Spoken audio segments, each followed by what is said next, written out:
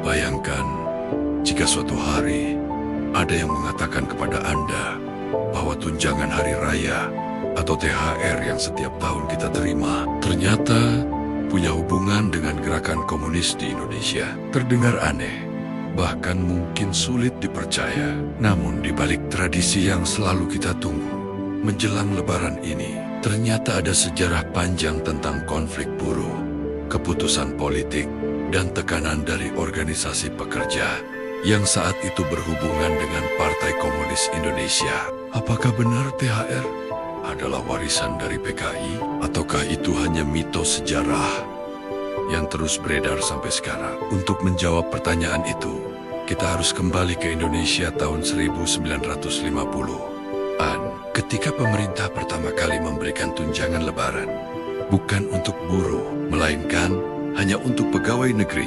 Pada masa pemerintahan Perdana Menteri Sukiman Wirjosanjojo, keputusan ini kemudian memicu protes besar dari organisasi buruh terbesar saat itu, Sentral Organisasi Buruh Seluruh Indonesia, yang dikenal dekat dengan Partai Komunis Indonesia. Dari sinilah cerita tentang lahirnya THR di Indonesia sebenarnya dimulai.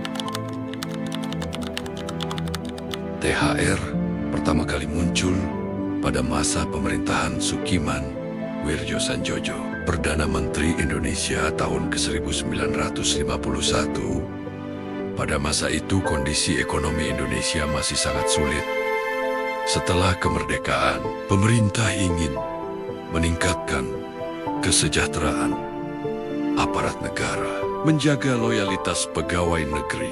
Karena itu pada 1951, pemerintah memberikan tunjangan khusus menjelang Lebaran kepada pegawai negeri sipil PNS. Besarnya sekitar 1 bulan gaji. Namun, ada masalah besar. Hanya pegawai negeri yang mendapatkannya, sementara buruh pabrik dan pekerja swasta tidak mendapatkan apa-apa. Keputusan ini memicu protes dari berbagai organisasi buruh. Pada awal 1950-an, gerakan buruh di Indonesia sangat kuat. Beberapa organisasi besar saat itu, antara lain Sentral Organisasi Buruh Seluruh Indonesia atau SOB, dan organisasi buruh lain yang berafiliasi dengan partai politik. SOBC adalah organisasi buruh terbesar saat itu dan dikenal memiliki hubungan dekat dengan Partai Komunis Indonesia, PKI. Para buruh menuntut jika pegawai negeri mendapat tunjangan lebaran, maka buruh juga harus mendapatkannya. Tuntutan ini memicu demonstrasi, mogok kerja, tekanan besar terhadap pemerintah. Untuk meredam konflik tersebut, pemerintah akhirnya membuat kebijakan baru. Pada tahun 1954, Menteri Perburuhan saat itu, yaitu SM Abidin, mengeluarkan aturan yang mewajibkan perusahaan memberikan tunjangan kepada buruh menjelang hari raya.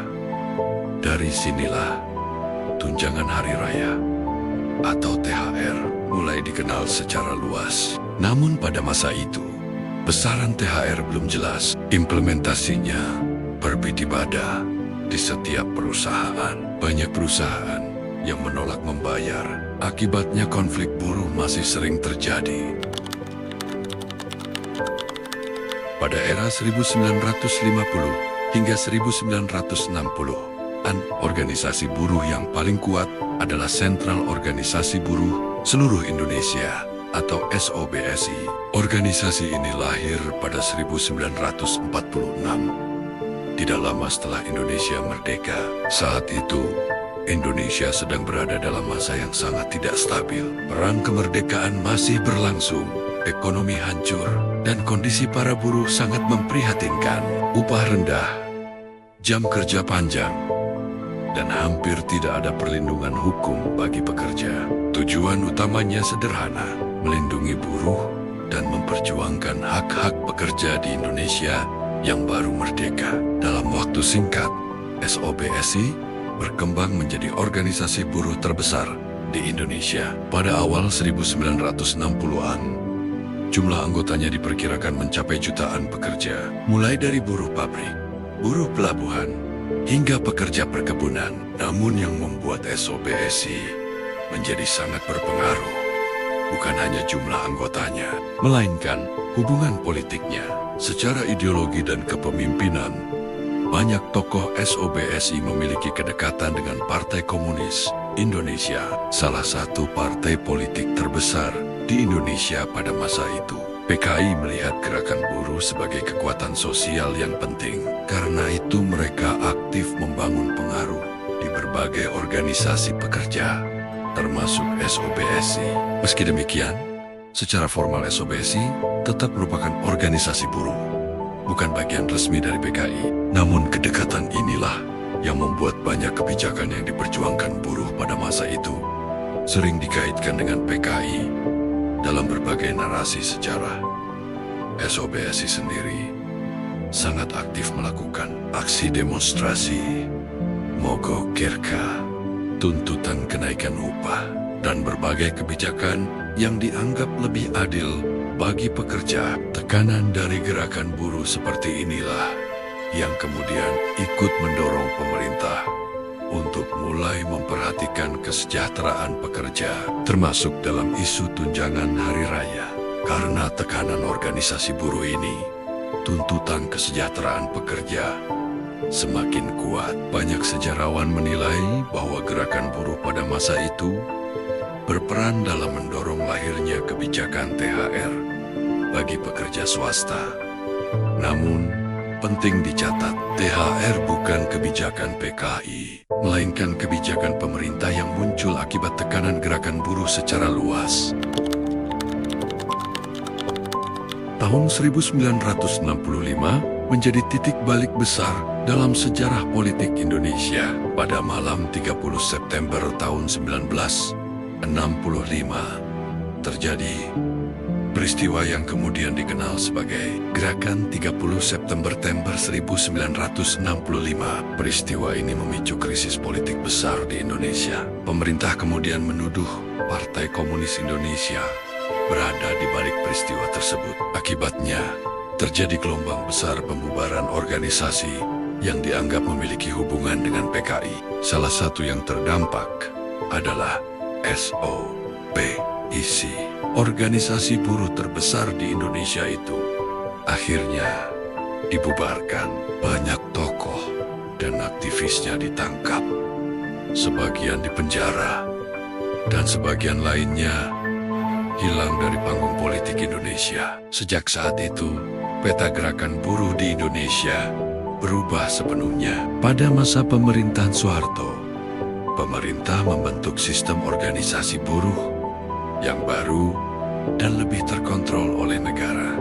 Gerakan buruh yang sebelumnya sangat kuat dan sering melakukan demonstrasi, perlahan digantikan oleh sistem serikat pekerja yang lebih terpusat. Namun menariknya, meskipun organisasi seperti SOBSI dibubarkan, beberapa kebijakan yang berkaitan dengan kesejahteraan pekerja tetap dipertahankan. Salah satunya adalah tunjangan hari raya. Kebijakan tersebut tidak ikut hilang bersama perubahan politik.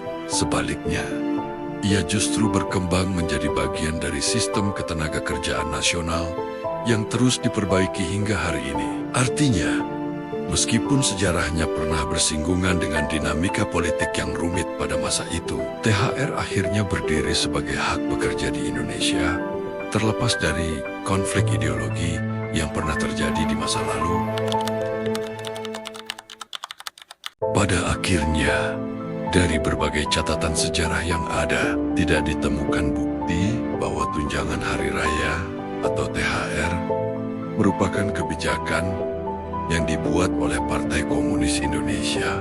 Yang tercatat dalam sejarah justru berbeda. Pada awal 1950-an, ketika pemerintah hanya memberikan tunjangan lebaran kepada pegawai negeri, banyak organisasi buruh menolak kebijakan tersebut karena dianggap tidak adil bagi para pekerja swasta. Salah satu organisasi buruh terbesar saat itu adalah Sentral Organisasi Buruh Seluruh Indonesia atau SOBSI. Organisasi ini memang diketahui memiliki kedekatan politik dengan Partai Komunis Indonesia. Tetapi SOBSI sendiri adalah organisasi buruh bukan partai politik. Melalui berbagai aksi dan tuntutan buruh pada masa itu, pemerintah akhirnya mulai mempertimbangkan kebijakan yang lebih luas, sehingga tunjangan hari raya juga dapat diterima oleh para pekerja di sektor swasta. Artinya, jika ada peran dalam sejarah THR, maka peran itu lebih tepat dilihat sebagai bagian dari perjuangan gerakan buruh pada masa awal kemerdekaan, bukan sebagai warisan ideologi atau kebijakan dari sebuah partai politik. Hari ini, THR telah menjadi hak bagi seluruh pekerja di Indonesia. Terlepas dari latar belakang politik masa lalu, ia bukan lagi sekadar tunjangan menjelang hari raya, tetapi juga menjadi simbol dari perjalanan panjang perjuangan kesejahteraan pekerja di Indonesia.